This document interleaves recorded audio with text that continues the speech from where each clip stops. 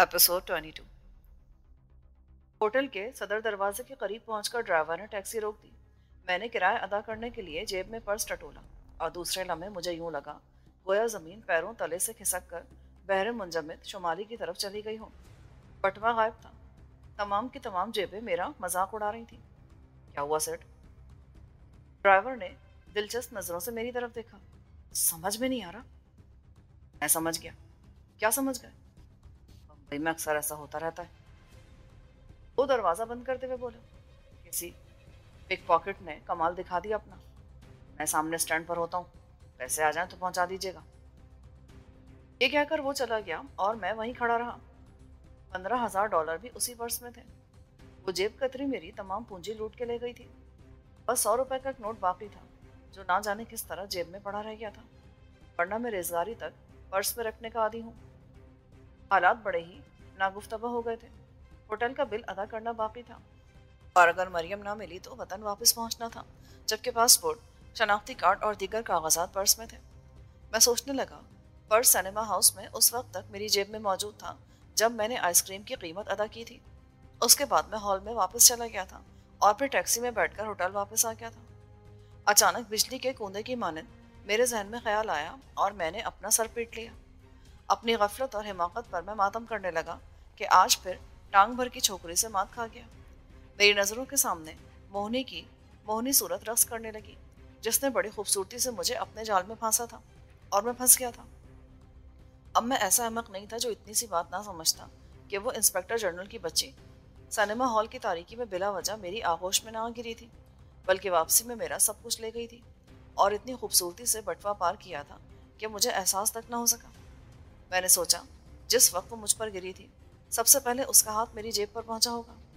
Ice cream खाने के दौरान और इससे पहले भी वो ये बात देख चुकी थी कि मैं बटवा किस जेब में रखता हूँ। बहरहाल उसकी मनसूबाबंदी शानदार और तरीक़ाकार अछूता था। उसने किसी भी मरहले पर मुझे शक का मौका नहीं दिया, बल्कि लम्हा ब लम्हा मुझे एतमाद में लेती रही और मैं ऐसा उल्लू बना कि उसके हुस्न की रंगीनियों में खोकर सभी कुछ खो बैठा। मुझे एक बार फिर खुद से शर्मिंदगी महसूस होने लगी कि मुझ जैसा चालाक शख्स एक मामूली लड़की के दाव में आ गया। ताहम ये सोचकर दिल को तसल्ली दी कि गिरते हैं शहसवार ही मैदान जंग में। लेकिन सवाल ये था कि अब मैं क्या करूं? पैसे का हुसूल बहुत बड़ा मसला बन गया था। मैं बम्बई पहली बार आया था, इसलिए किसी से वाकफियत का सवाल ही पैदा नहीं होता था जो थोड़ी बहुत मदद हासिल कर ली जाती। अचानक मुझे मरियम की वो हिदायत याद आ गई। कितनी सच्ची बात कही थी उसने कि सफ़र और किसी मुहिम के दौरान औरत ज़ात से दूर रहो। आज ना सिर्फ उसके कौल की सदाकत का यकीन आ गया था, बल्कि उसकी हिदायत को नज़रअंदाज करने की बदौलत बड़ा तल्ख तजुर्बा हुआ था। अभी मैं होटल के बाहर खड़ा था और सोच रहा था कि इस हाथ दे और उस हाथ ले वाले मकूले पर क्यों ना अमल करूं और मैं भी किसी की जेब साफ कर दूं। पर मुश्किल ये थी कि बहुत अरसा कबल मैं ये काम छोड़ चुका था और अब मेरे हाथों में वो फुर्ती, महारत और चाबक दस्ती नहीं रही थी, बल्कि ऐन मुमकिन था कि पहली ही वारदात में पकड़ लिया जाऊं। चुनांचे मैंने इस ख्याल को तर्क किया और पैसे के उसूल के लिए कोई और तरकीब सोचने लगा। यकयक एक टैक्सी बहुत तेजी के साथ मेरे करीब से गुजरी। अंदर से एक हाथ बरामद हुआ और उसने मेरी जानिब कुछ उछाल दिया। दूसरे लम्हे कोई चीज मेरे करीब आकर गिरी। मैंने लपक कर उसे उठा लिया। वो मेरा पर्स था। मैंने जल्दी से खोल कर देखा। तमाम कागजात ज्यों के त्यों थे, मगर रकम गायब थी। अलबत्ता $100 का एक नोट मौजूद था, जो बुलंद इखलाकी का मुजाहरा करते हुए अजरा इनायत छोड़ दिया गया था। मैंने तय किया हुआ नोट खोला तो अंदर से एक कागज का पुर्जा बरामद हुआ, जिस पर अंग्रेजी में थैंक यू के अल्फाज लिखे थे। नीचे उर्दू में लिखा था, परदेसियों को झूठ नहीं बोलना चाहिए। मुझे हंसी आ गई। दिलचस्प जेब कतरी थी और जिम्मेदारी का एहसास रखती थी। यही गनीमत था कि उसने रकम निकाल ली थी और पर्स वापस कर दिया था, वरना और भी बहुत सी मुश्किलात पैदा हो जाती। बहरकैफ उस वक्त मेरे लिए सबसे अहम पैसे का उसूल था और इसके लिए मैं हर जायज़ और नाजायज़ तरीक़ा इख्तियार करने के लिए तैयार था। जायज़ तरीक़ा कोई नज़र नहीं आ रहा था। नाजायज़ तरीक़े पर अमल करने के लिए भी बड़े सोच विचार की ज़रूरत थी। नई जगह और नए मुल्क में आदमी खुद को अजनबी सा महसूस करता है, तावक्ते के एडजस्ट ना हो जाए। मेरे साथ भी यही सूरत हाल थी। बम्बई पहुंचे हुए चंद दिन से ज़्यादा नहीं गुजरे थे। ना किसी से जान पहचान थी, ना ही गली कूचों से वाकिफ था। जुर्म करने से पहले खासे इंतज़ाम और मनसूबाबंदी की ज़रूरत होती है और वारदात से पहले फ़रार के तमाम इम्कानात को मद्देनज़र रखना होता है। मेरे लिए फ़रार के इम्कानात सिफर के बराबर थे या शायद बहुत कम थे। ख्याल आया, पहले मोहिनी को तलाश करूं, शायद कहीं मिल जाए। उसके बाद रकम उसके कब्जे से निकलवाना मेरे बाएं हाथ का खेल था। लेकिन मसला यह था कि इतने बड़े शहर में उसे कहाँ तलाश करता। यह ख्याल इंतहाई मजाका खेज था कि वो वादे के मुताबिक जोहू पर मिलेगी। मैं जिस जगह हालात के ताने बाने में उलझा खड़ा था, वो हिस्सा कदरे तारीकी में और होटल के सदर दरवाजे से कमोबेश कदम के फासले पर था। अचानक एक कार फुटपाथ के पास आकर रुकी, जिसकी ड्राइविंग सीट पर एक गोल मटोल और सुर्खो सफेद चेहरे वाला अधेड़ उम्र शख्स बैठा था।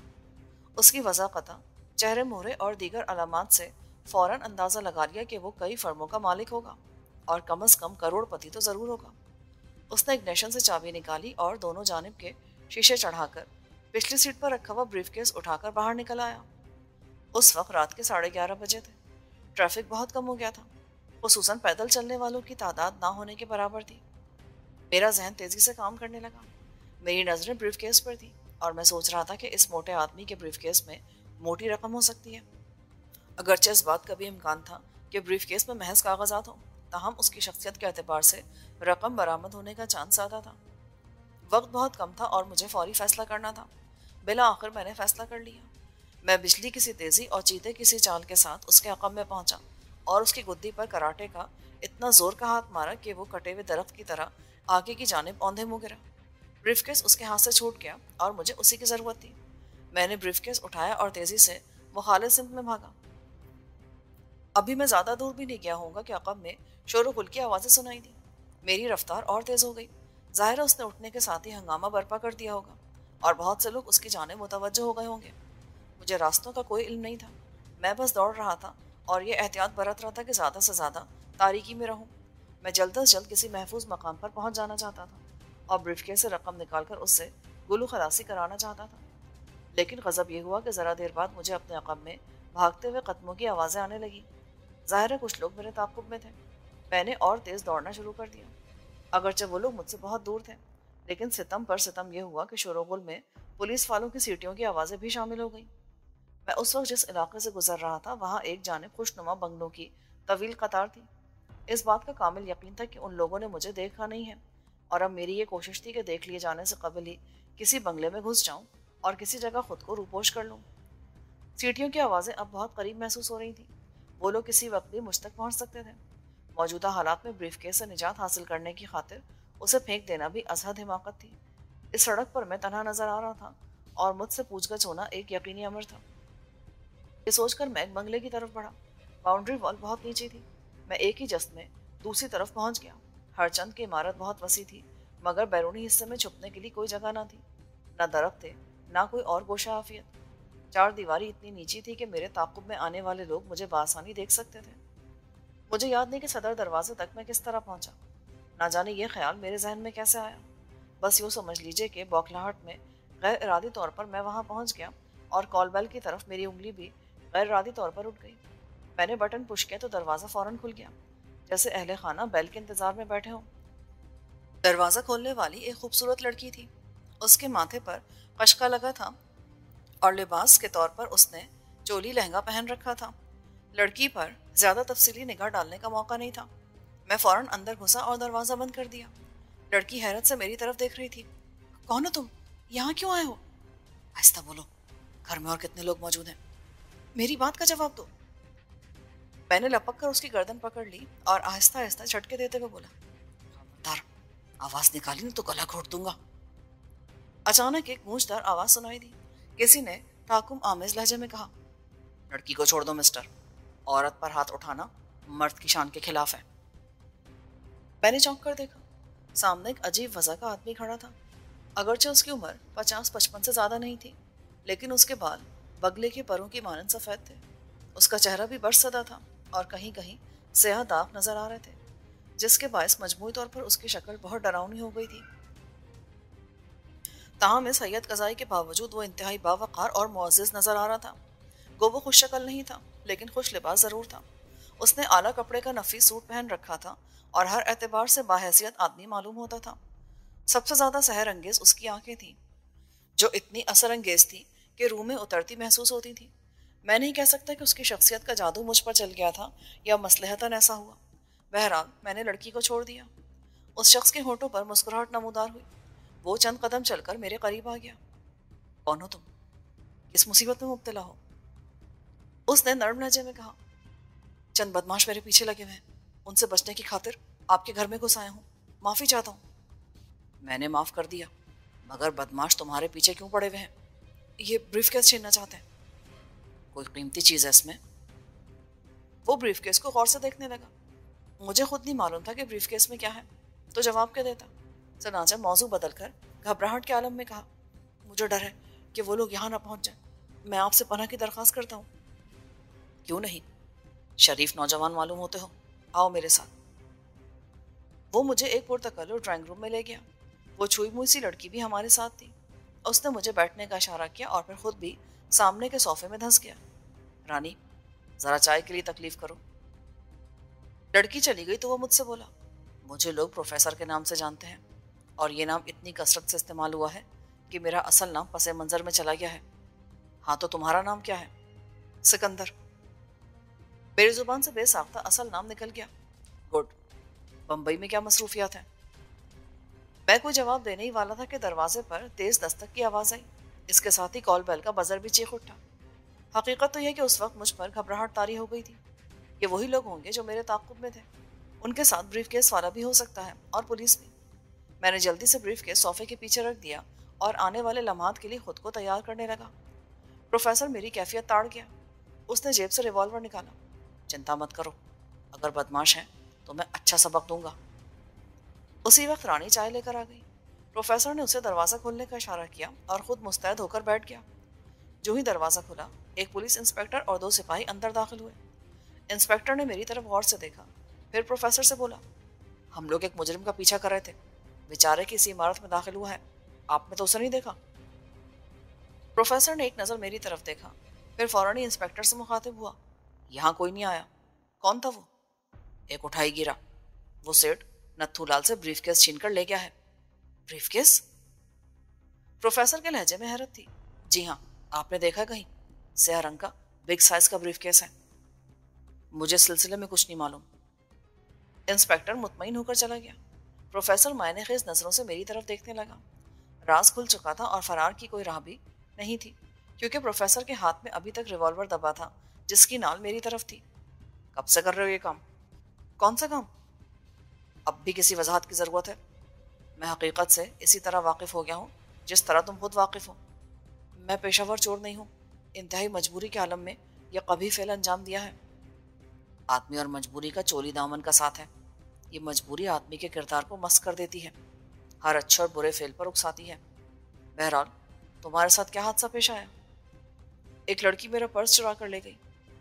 इस शहर में अजनबी हूँ, मेरी तमाम पूंजी उस पर्स में थी। अगरचे पर्स वापस कर दिया गया, पर रकम निकाल ली गई। मेरे लिए सूरत हाल इंतहाई तशवीशनाक है। बम्बई में कोई रिश्तेदार या जानने वाला भी नहीं है। चनाचे मैंने भी वही हरबा इस्तेमाल किया और अपना नुकसान पूरा करने की गर्ज से एक शख्स का ब्रीफकेस लेकर भाग निकला। उस लड़की से तुम्हारा क्या ताल्लुक है? कोई देरीना ताल्लुक नहीं है। वो मुझे आज ही जोहू पर मिली थी। बड़ी पुरकशिश थी वो, और किसी को अपनी जाने मुतवज्जो करने की भरपूर सलाहियत रखती थी। मैं खामखा उसकी बातों में आ गया। वो मुझे पिक्चर पे ले गई और वहीं मेरा बटवा पार कर दिया। बम्बई में ऐसे अय्यार लड़कियां तफरीही मकामात पर बहुत घूमती हैं और बिलखुसूस सयाहों और नौवारिदों को निशाना बनाती हैं। शायद तुम कुछ आशिक मिजाज मालूम होते हो। ऐसी कोई बात नहीं। दरअसल उसकी कुछ रकम गिर गई थी। मैंने रकम उठाकर वापस की तो उसने चाय की दावत दे डाली। वो लड़कियां इसी किस्म के हथकंडे इस्तेमाल करती हैं। बहरहाल, तुम ब्रीफकेस खोलकर देखो इसमें कितनी रकम है और ये तुम्हारा नुकसान पूरा करेगी या नहीं। मैंने ब्रीफकेस उठाया मगर वो लॉक था। अगरचे मैं तार से ब्रीफकेस को खोल सकता था, मगर प्रोफेसर की नज़रों में मैं मशकूक नहीं होना चाहता था। कहीं वो मुझे कोई पक्का जराइम पेशा ना तस्वुर कर ले। चनाचे मैंने उससे कोई चाबी तलब की और उसने पूरा गुच्छा मेरे हवाले कर दिया। मैंने ज़रा सी कोशिश के बाद ब्रीफकेस खोल लिया, मगर ढक्कन उठाते मेरी उम्मीदों पर ओस पड़ गई। ब्रीफकेस में कागजात के सिवा और कोई चीज़ ना थी। ड्राइविंग लाइसेंस, एक अदद पार्टनरशिप डीड, गर्ज इसी नौ के दीगर डॉक्यूमेंट्स थे, मगर पैसे के नाम पर 1 रुपए का हकीर नोट तक ना था। किस्मत तुम्हारे साथ यहाँ भी धोखा कर गई। अब क्या करोगे? कोई और ब्रीफकेस? नहीं। फिर? कहीं मुलाजमत कर लूंगा। मैंने यूं ही कह दिया। मुंबई में भी मुलाजमत की गर्ज से आए थे? जी हाँ। गुड। मैं तुम्हें नौकरी दे सकता हूँ। मुझे एक तालीम याफ्ता नौजवान की ज़रूरत थी कुछ अरसे से। पढ़े लिखे हो? ग्रेजुएट हूँ। एक्सीलेंट। चेहरे मोहरे से किसी शरीफ खानदान के लगते हो। ये छोटा सा जुर्म किया है, यकीनन बहालत मजबूरी किया है, इसलिए काबिल माफ़ी है। शुक्रिया। मुझे करना क्या होगा? काम मुश्किल नहीं है। मैं एक साइंसदान हूँ, आजकल अहम तजुर्बात कर रहा हूँ, इसमें मेरी मावनत करनी होगी। लेकिन मेरी साइंसी मालूमात बहुत महदूद है। मुझे तजुर्बे की ज़रूरत नहीं है, मगर निडर और बाहौसला होना ज़रूरी है। तुम्हें डर तो नहीं लगता? किससे? भूत प्रेत, बदरूहों और मुर्दों वगैरह से। भूत प्रेत का मैं कभी कायल नहीं रहा, और जहाँ तक मुर्दों का ताल्लुक है तो एक दिन सभी को मरना है, उनसे क्या डरना। बहुत खूब, मुझे ऐसे ही आदमी की ज़रूरत थी। मैं तुम्हें 5,000 रुपये माहवार दूंगा तनख्वाह। 5,000? मैं उछल पड़ा।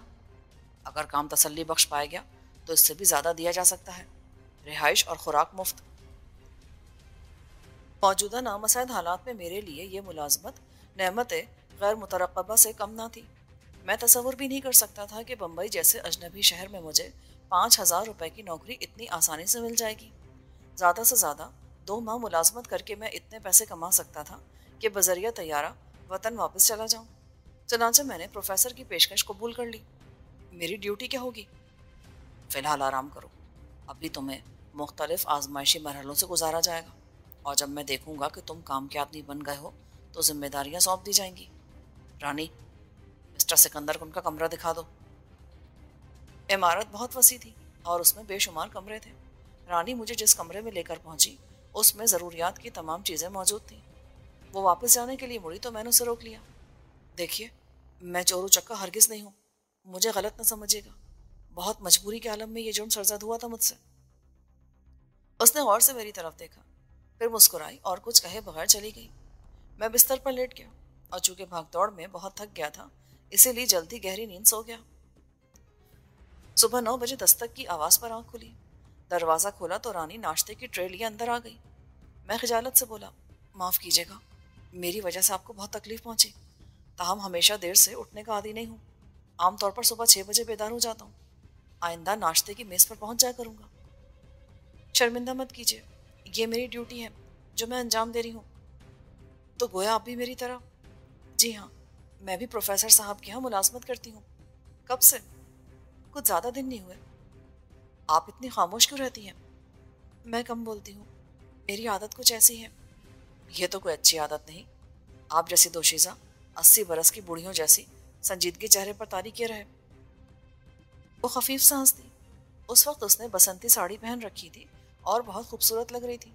मुझे फौरन मरियम की बात याद आ गई और मैं उससे बेतकल्लुफ़ होने के बजाय नाश्ते में मसरूफ़ हो गया। मैं दिन भर बेकार रहा। प्रोफेसर से शाम तक मुलाकात नहीं हुई। रानी से उसके बारे में दरियाफ्त किया तो उसने भी लाइल्मी का इजहार किया। उसका रवैया भी मेरी नज़रों में बहुत पुरस्कार था। ऐसा लगता था कि प्रोफेसर ने मेरे साथ ज़्यादा गुफ्तगू करने से मना कर दिया है, वरना एक नौजवान लड़का और नौजवान लड़की एक खामोश और वीरान सी इमारत में ज़्यादा देर तक अलग अलग नहीं रह सकते।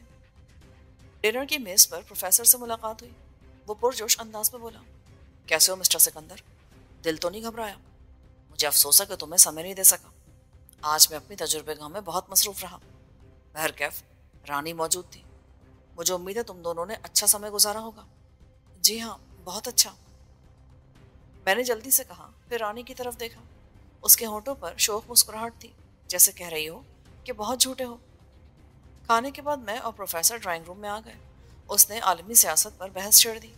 मुझे जल्दी अंदाज़ा हो गया कि उसका मुताला और मुशाहिदा बहुत गहरा और मालूमात बहुत वसी हैं। उसका अंदाज़ गुफ्तगू इतना दिलचस्प और असर अंगेज़ था कि मैं कतन बोर नहीं हुआ था। गुफ्तगू का सिलसिला रात के 1 बजे तक जारी रहा। फिर हमने एक दूसरे को शब बखैर कहा और मैं अपने कमरे की तरफ चल दिया। मैं अंदर दाखिल हुआ तो अपनी जगह पर ठिठक कर रुक गया। मेरे बिस्तर पर कंबल ओढ़े कोई सो रहा था। मुझे उसकी बेबाकी पर बड़ी हैरत हुई। प्रोफेसर को मैं ड्राइंग रूम में छोड़कर आया था, इसलिए जाहिर है कि रानी के अलावा और कोई नहीं हो सकता था। मैंने आगे बढ़कर कंबल उलट दिया और फिर दूसरे लम्हे घबराकर एक कदम पीछे हट गया। कंबल के नीचे बिस्तर पर एक इंसानी ढांचा पड़ा था। मैं सोचने लगा कि ये शरारत किसकी हो सकती है। प्रोफेसर एक संजीदा और पुरवकार आदमी था। उससे ऐसी तवक्को नहीं की जा सकती थी। जहां तक रानी का ताल्लुक था तो वो एक नाजुक अंदाम लड़की थी, और ये बात उसके बस की नहीं थी कि वो एक खौफनाक ढांचे को उठाकर लाए और मेरे बिस्तर पर लिटाकर चली जाए। मैं फैसला नहीं कर सका कि इस बात पर नाराजगी का इजहार करूं या मजाक समझकर टाल दूं। पर सवाल यह था कि अगर ये मजाक है तो इमारत में ऐसा कौन सा शख्स मौजूद है जो मेरे साथ ऐसा संजीदा और खौफनाक मजाक कर सकता है।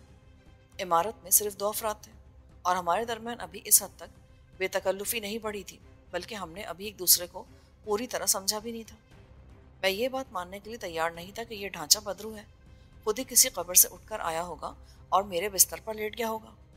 मैं बदरूहों पर यकीन नहीं रखता था। मेरे नज़दीक ये किस्से कहानियों की बातें थीं। मैं चंद समय सोचता रहा।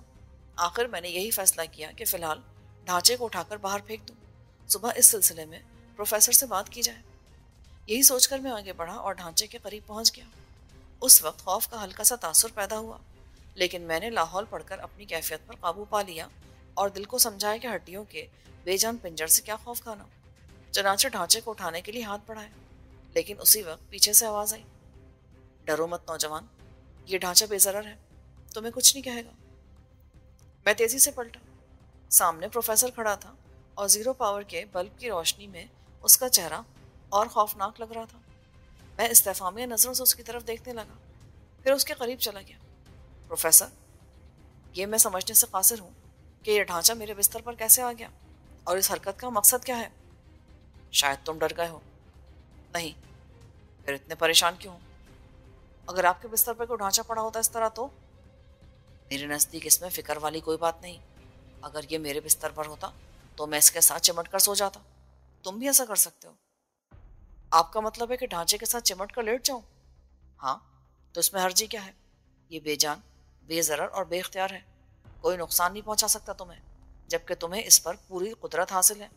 इसे उठाकर पटक सकते हो, आग लगा सकते हो, पुर्जे पुर्जे कर सकते हो। ये तुम्हारे रहमो करम पर है। ठीक कह रहे हैं आप, लेकिन मैं अपने दिल में एक करिया मंजर ढांचे के साथ चिमट कर सोने की ख्वाहिश नहीं रखता। तुम्हें इनकार नहीं करना चाहिए। ये बात ज़्यादा पुरानी नहीं कि तुम एक मुजरिम की हैसियत से मेरे घर में दाखिल हुए थे। मैंने तुम्हें पुलिस से निजात दिलाई और 5,000 रुपये माहवार पर तुम्हें मुलाजिम रख लिया। बस तुम्हें मेरे अहकाम की तामील करना होगी और आज रात इस बिस्तर पर ढांचे के साथ गुजारना होगी। यूँ समझ लो कि तुम्हारी ड्यूटी शुरू हो चुकी है। अजीब ड्यूटी है, गोया ये ढांचा आपने मेरे बिस्तर पर रखा है। हाँ, मुझे एक बहादुर और हौसलामंद शख्स की ज़रूरत है। मैं देखना चाहता हूँ कि तुम्हारे अंदर ये खुसूसियात किस हद तक मौजूद हैं। प्रोफेसर की बात सुनकर मेरी हैरत बढ़ गई। नीम तारीकी में वो बदरू की मानिंद मेरे सर पे खड़ा था और उसकी तेज नजरें मुझ पर जमी थी, जैसे मेरे जवाब का मुंतजिर हो। मुझे नाखुश देखकर उसने कहा, तुम्हें याद होगा मैंने चंद आजमाइशी मरहलों के बारे में कहा था। ये उनमें से एक है। बेखतर इस ढांचे के साथ लेट जाओ, और अगर मैं इनकार कर दूं तो? मर्जी है तुम्हारी। मैं तुम्हें मजबूर नहीं करूंगा, बल्कि सदर दरवाज़ा खोल दूंगा। ये बात तुम्हारे सोचने की है कि तुम्हारी जेब खाली है। बम्बई में बेयारो मददगार ये कोई ठिकाना नहीं है, और ये कि पुलिस भी तुम्हारी तलाश में है। आप मुझे ब्लैकमेल करना चाहते हैं? हालात तो खतरात का एहसास दिला रहा हूँ। मैं सोच में पड़ गया। वो बिल्कुल ठीक कह रहा था, लेकिन जो काम उसने मेरे सुपुर्द किया था वो बड़ा अजीब था। मेरे वहमो गुमान में भी ना था कि प्रोफेसर जिन आजमाइशों का जिक्र कर रहा है वो इस नौयत की होंगी। बहरहाल मैंने जल्द फैसला कर लिया, और मेरा फैसला ये था कि मौजूदा हालात में इस मुलाजमत को ठुकराना कुफरान नेमत के मुतरादिफ होगा। रही ढांचे के साथ चिमट कर लेटने की बात, तो मैं खौफजदा हरगिज नहीं था। अलबत्ता कराहियत ज़रूर महसूस हो रही थी, मगर कुछ काम दिल पर पत्थर रख के अपनी मर्जी के खिलाफ भी करने पड़ते हैं। उस वक्त हालात ही कुछ ऐसे थे। मुझे एक ढांचे के साथ रात बसर करके 5,000 मिल रहे थे, जबकि आला खुराक और रिहाइश भी मैसर थी। चनाचे ढांचा तो क्या, मुझ जैसा ज़रूरतमंद आदमी कब्र में लेटने के लिए भी तैयार हो जाता। मुझे ख्यालात में खोया देखकर प्रोफेसर बोला, इंसान फितरतन तजस्सुस पसंद वाक़ हुआ है, और तुम भी ये बात जानने के लिए बेचैन हो गए कि मेरे अज़ाइम क्या हैं। मैं तुमसे क्या काम लेना चाहता हूँ, लेकिन इस सिलसिले में परेशान होने की ज़रूरत नहीं है। रफ्ता रफ्ता तमाम बातें मालूम हो जाएंगी, बल्कि समय आने पर मैं खुद तमाम तफसीलात से तुम्हें आगाह कर दूंगा। इस समय तुम्हारा काम सिर्फ इतना है कि सुबह तक इस ढांचे के साथ चिमट कर सोते रहो। ये कहकर वो चला गया और मैं हैरान और शिशदर खड़ा रह गया। अब तक बड़ी बड़ी मुहिमात सर की थी। खतरात से टकरा कर मुझे मज़ा आता था, लेकिन ऐसे हालात से मैं आज तक दो चार नहीं हुआ था। मैं बिस्तर की तरफ बढ़ा और तुअन व करहन उस ढांचे के करीब लेट गया। उस रोज मुझे जिंदगी में पहली बार खौफ का हल्का सा एहसास हुआ। बहरहाल खौफ ज्यादा शदीद ना था, बल्कि उसे घबराहट या वहशत कहा जा सकता है। मेरा मुंह ढांचे की इस तख्वानी खोपड़ी के बिल्कुल करीब था। मैंने गर्दन उठाकर देखा। उसकी आंखों के सुराख बड़े भयानक लग रहे थे और जबड़ा खौफनाक अंदाज में खुला हुआ था, जैसे किसी को निगल लेने के लिए बेताब हो। मैंने बड़ा जबर करके आंखें बंद कर ली और कुछ देर के बाद मुझे नींद आ गई। सुबह आंख खोली तो ढांचा गायब था। मैं बहुत हैरान हुआ और सोचने लगा कि आया वो खुद उठकर कहीं चला गया है। अपने इस ख्याल पर मुझे हंसी आ गई। ढांचा भी कहीं चल सकता है क्या? उसे यकीनन मेरे बेदार होने से पहले प्रोफेसर उठाकर ले गया था। दिन बहुत सुकून से गुजरा, ताहम मैं उलझा उलझा सा रहा और सोचता रहा कि प्रोफेसर आखिर मुझसे क्या काम लेना चाहता है।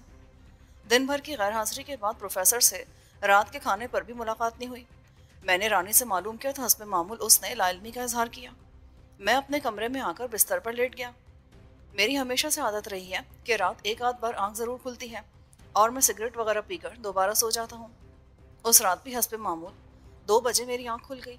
मैं बाथरूम गया और फिर एक गिलास पानी पीकर दोबारा बिस्तर पर दराज हो गया। लेकिन दूसरे लम्हे मुझे एहसास हुआ कि गैर मानूस आवाज़ इमारत में गूंज रही है। मैं आवाज़ की माहियत पर गौर करने लगा, जो बहुत मध्यम थी और गौर करने पर ही महसूस होती थी। खू खू, घरर घरर की अजीब सी आवाज़ें आ रही थीं, जैसे बहुत सी मशीनें चल रही हों। मैं एक मरतबा फिर दरवाजे से बाहर निकल आया।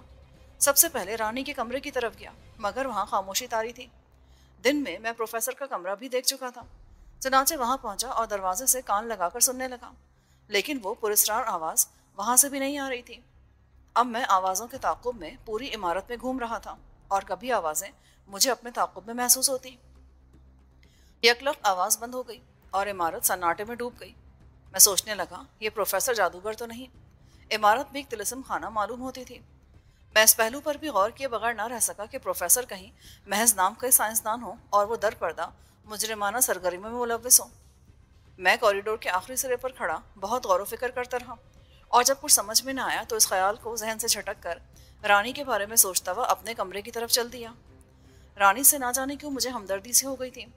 मरियम की वार्निंग को फरामोश करके मैं एक मरतबा फिर एक लड़की की तरफ मुतवज्जो था, लेकिन मेरी तवज्जो उसकी खूबसूरती के सबब नहीं थी, बल्कि उसकी मासूमियत, बेचारगी और बेबसी ने मुझे उसके बारे में सोचने पर मजबूर कर दिया था। दरवाजे के करीब पहुंचकर मैंने घड़ी देखी। 2:30 बज रहे थे। सिगरेट जूते से मसल कर मैं कमरे में दाखिल हो गया और दूसरे लम्हे चौंक पड़ा। प्रोफेसर मेरे बिस्तर पर बैठा था और अजीब नजरों से मेरी तरफ देखकर मुस्कुरा रहा था। माफ करना, मैं बिला इजाजत तुम्हारे कमरे में आ गया हूँ। दरअसल इधर से गुजर रहा था, सोचा तुमसे मुलाकात कर लूं। कहाँ गए थे इस वक्त? कुछ देर पहले इमारत में अजीब सी आवाजें गूंज रही थी। बाहर निकला तो आवाजें अचानक बंद हो गई। मैंने जवाब दिया। अगले रोज इतवार था। प्रोफेसर ने मुकम्मल छुट्टी की और पूरा दिन मेरे साथ गपशप में और ताश व शतरंज खेलने में गुजार दिया। शाम को वो मुझे और रानी को फिल्म दिखाने ले गया। उसके बाद हमने होटल में खाना खाया और तकरीबन रात के 11 बजे घर लौटे। मैं बिस्तर पर दराज हुआ तो उस वक्त भी मेरे जहन में प्रोफेसर और उसकी पुरस्कार सरगर्मियां थी। उसने मुझसे अभी तक कोई काम नहीं लिया था। मैं हैरान भी था और मुतजस्सिस भी कि 5,000 रुपये माहवार के एवज वो मुझसे कौन सा काम लेना चाहता है, जिसके लिए मुझे हर किस्म की सहूलियात वहां पहुंचा रखी हैं। उसने ढांचे के साथ रात बसर करने को मेरे फ़राइज़ में शामिल कर दिया था और मुझे दिल पर जबर करके उसके हुक्म की तामील करना पड़ी थी। आधी रात गुजर चुकी थी जब एक खौफनाक धमाके से मेरी आंख खुल गई। मैं हड़बड़ाकर बिस्तर पर उठ बैठा। मैंने देखा कमरे में धुआं भरा हुआ है। कुछ देर बाद धुआं छटने लगा और जूं जूं वो फिजा में तहलील होता गया, उसके अंदर से एक अजीबुल खलकत और दहशतनाक शक्ल नमूदार होने लगी। बज़ाहिर 4 हाथ पैरों का वो इंसान ही था, लेकिन उसकी हैयत ऐसी थी कि कमजोर दिल शख्स चीखे मारता हुआ भाग खड़ा होता। उसकी आंखें टॉर्च की तरह रोशन थीं। उसके हाथ और पैरों के नाखून तकरीबन एक एक बालिश लंबे थे। उसके मुंह से आग के शोले भी निकल रहे थे और सर पर 2 अदद सींग थे। उसे देखकर शैतान का तस्वुर जहन में उभरता था। उसके मुंह से आवाजें भी बड़ी भयानक निकल रही थीं। उस खौफनाक बला को अपने कमरे में देखकर चंद लम्हों के लिए तो मेरे औसान खता हो गए। वो खौफनाक अफरियत दोनों बाजू फैलाकर कमरे के बीचों बीच रक्स करने लगा। वो अजीब तरह उछल कूद कर रहा था और उसके मुंह से हौलनाक कहकहे उबल रहे थे। अगरचे वाकयात इंतहाई होशरबा थे, लेकिन मैंने अपनी कैफियत पर जल्द काबू पा लिया। इधर उस खबीस ने अपना रक्स बंद कर दिया और खौफनाक अंदाज में मेरी तरफ देखने लगा। उसके मुंह से हुर्राहट निकल रही थी, जैसे कोई दरिंदा अपने शिकार को देखकर हुर्रा रहा हो। अब वो अपने लंबे लंबे नाखूनों वाले हाथ फैलाकर मेरी तरफ बढ़ रहा था। मुझे यकीन था कि अगर मेरी जगह कोई और होता तो चीखें मारता हुआ कमरे से भाग खड़ा होता। हरचंद के खौफजदा मैं भी था, लेकिन मुझे इस अमर पर भी यकीन था कि इंसान अशरफुल मखलूक़ात है और दुनिया की हर क़ुव्वत पर हावी और तारी है। कोई शय उससे बुलंद नहीं है, हर चीज़ उसके ज़ेर असर और कब्ज़ा कुदरत में है। इस एहसास ने मुझे बड़ी तक़वियत बख्शी। मैं बिजली की सी तेज़ी के साथ उठ खड़ा हुआ और सोचे समझे बगैर पूरी क़ुव्वत से उस अफरियत की कनपट्टी पर घूसा रसीद कर दिया। नतीजा मेरी तवक्को के खिलाफ बरामद हुआ। मेरा ख्याल था कि घूसा उस पर असरअंदाज नहीं होगा और वो भयानक आवाज़ें निकालता अपने खंजर जैसे लंबे नाखूनों से मुझे नोच खसोट के रख देगा। मगर हुआ ये कि घूसा खाते वो हाय कहकर लुढ़कनियाँ खाता हुआ कई फुट दूर जा गिरा और जब उठने लगा तो उसके मुंह से कर्ब अंगेज आवाज़ निकली, अरे जालिम, मार डाला।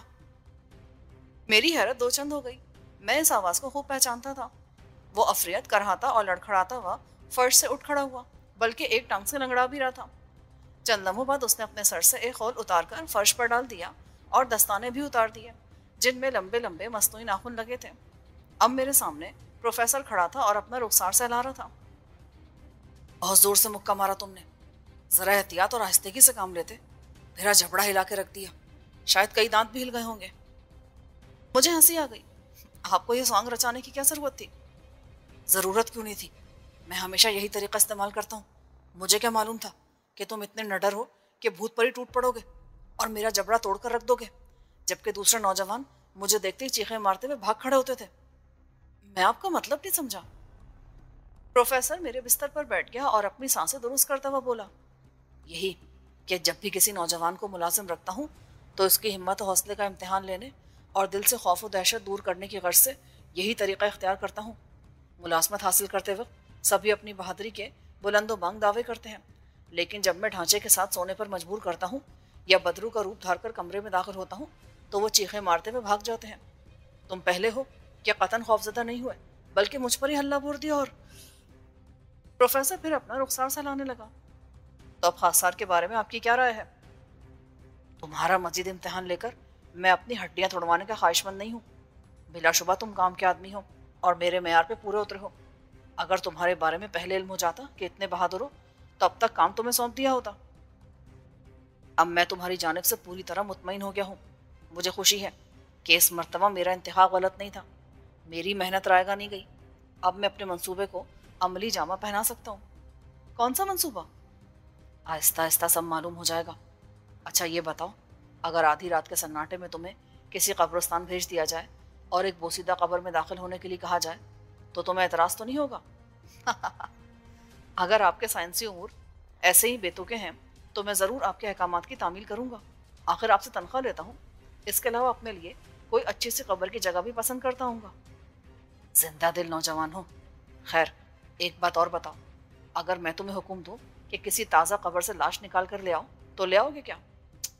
देखिए जनाब, आप अजीब बेतुकी बातें कर रहे हैं। बराए करम मुझे काम की नौयत के बारे में बताइए। कब तक मेरा इम्तिहान लेते रहेंगे? ध्यान नहीं ले रहा, हकीकत बयान कर रहा हूँ। इस मर्तबा मैंने जो कहा है वो बिल्कुल ठीक है। जी? गोया कब्र खोदकर मुझे आपके लिए लाश निकाल कर लाना होगी? बिल्कुल ठीक समझे। आपको मुर्दों की जरूरत क्यों पेश आ गई? जरूरत के बारे में मैं बेहतर समझता हूँ, तुम्हें सुलझन में नहीं पड़ना चाहिए। अलबत्ता जल्द ही तमाम हकायक से तुम्हें आगाह कर दूंगा। ठीक है, मुलाजिम होने की हैसियत से मुझे इन बातों से कोई सरोकार नहीं होना चाहिए, मगर ये कोई अच्छा काम नहीं है। इस तरह मुर्दों का तकद्दुस मजरू होगा। लोग जिंदों का तकद्दुस पामाल करते हुए नहीं शर्माते, तुम मुर्दों की बात करते हो जो फरियाद कर सकते हैं ना एहतजाज। बल्कि बास पेशावर लोग तो किस्मत का हाल बताने वाले प्रोफेसरों के हाथ मुर्दों की खोपड़ियाँ और हड्डियाँ तक निकाल कर बेच डालते हैं। ताज्जुब है। बहरहाल मुझे काम जचा नहीं। ना मालूम मरने वाले ने जिंदगी में कौन कौन से दुख उठाए होंगे। हमें यह जेब नहीं देता कि उनकी मौत के बाद भी उन्हें कब्र में चैन न लेने दें। देखो नौजवान, कोई मकसद हासिल करने के लिए छोटा मोटा जुर्म कोई अहमियत नहीं रखता। मैं कोई जुर्म नहीं कर रहा, एक नेक मकसद के लिए कोशा हूँ। उस नेक मकसद के बारे में मुझे कुछ बताना पसंद फरमाएंगे आप? यह कब्ल अज़ वक्त है। मकसद जाने बगैर मैं ये काम नहीं कर सकता। प्रोफेसर बेबस सा नजर आने लगा। मिस्टर सिकंदर, मैं वो काम कर रहा हूँ जिसमें कोशिश के बावजूद दुनिया का कोई साइंसदान आज तक कामयाब नहीं हो सका। पहले मैं अपने बारे में कुछ बता दूं। मैं एक मशहूर साइंसदान हूँ। मेरा ताल्लुक शोबा बायोलॉजी से है। गोया साइंस के दूसरे शोबों के साथ इल्म हयातियात में मुझे कमाल हासिल है।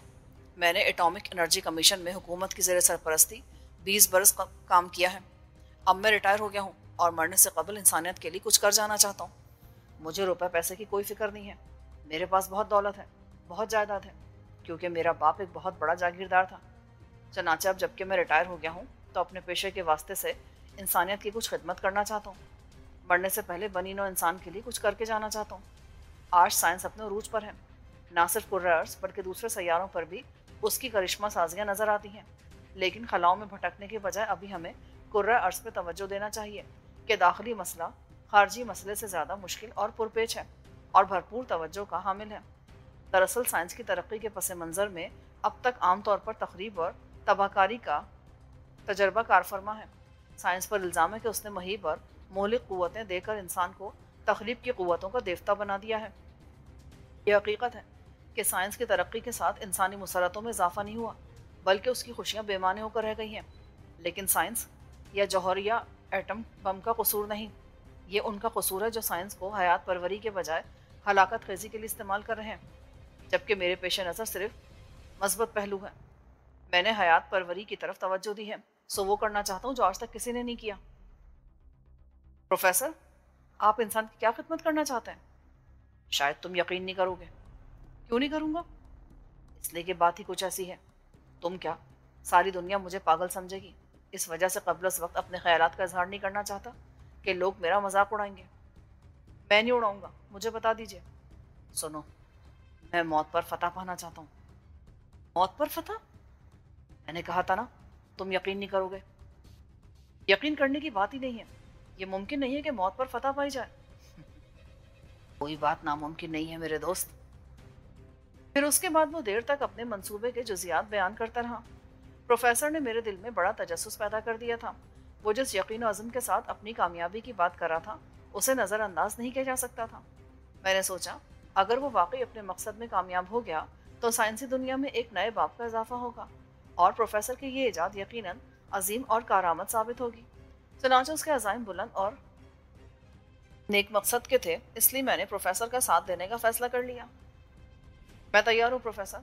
ज़रा तफसील से बताइए मुझे कहाँ जाना होगा और क्या करना होगा। मेरे तजुर्बे के लिए ताज़ा लाश की ज़रूरत है जिसे दफन हुए ज़्यादा अरसा ना गुजरा हो। किसी कब्र को देखकर यह अंदाज़ा नहीं लगाया जा सकता कि मैयत कब दफन की गई है।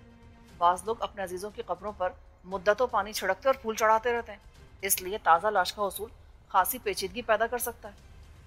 पेचीदगी वेचीदगी नहीं है, मेरे जहन में एक तरकीब है। वो क्या? कब्रिस्तान की निगरानी करना होगी। उससे फ़ायदा? बताता हूँ। कब्रिस्तान में कोई मुहाफिज वगैरह नहीं है।